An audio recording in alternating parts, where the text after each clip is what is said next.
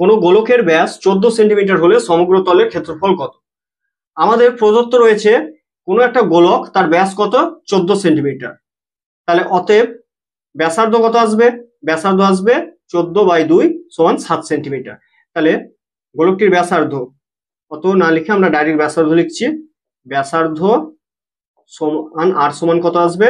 14/2 centimetre সমান 7 centimetre. ব্যাসার্ধকে আর লেখা হয় কারণ ব্যাসার্ধ ইংলিশ হচ্ছে রেডিয়াস, রেডিয়াসের ফার্স্ট লেটার হচ্ছে আর। অতএব সমগ্র তলের ক্ষেত্রফল, সমগ্র তলের ক্ষেত্রফল অর্থাৎ টোটাল সারফেস এরিয়া, সমগ্র তলের ক্ষেত্রফল সমান কত আসবে? 4πr²। এত বর্গ একক।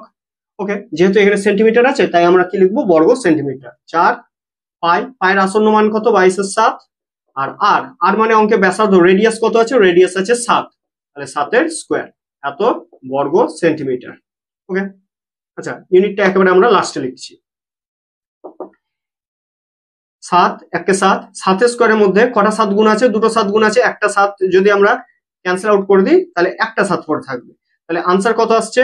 4 22 হচ্ছে 88, 88-র সাথে যদি আমরা 7 গুণ করি তাহলে 88 ইন্টু 7, 7 56, 6 হাতে 5, 7 56 আর 5 61, তাহলে হচ্ছে 616 বর্গ সেন্টিমিটার, 616 বর্গ সেমি। ওকে, তাহলে আমাদের আনসার আসবে 616 বর্গ সেমি।